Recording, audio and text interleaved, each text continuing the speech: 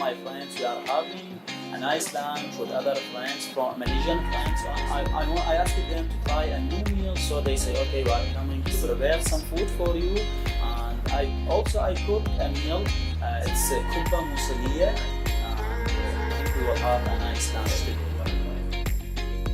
I think it's really fun. It's a nice exchange of cultural dishes as well. This overall experience was very eye-opening. I learned a lot, definitely, especially about Iraqi culture, like how food means a lot to them, especially when it comes to like sharing and like making amends with someone. So that really opened my eyes. Well, I had a nice experience sharing some food with some Malaysian. I learned something really new to me. I mean, sharing the food with them, it's a really amazing experience.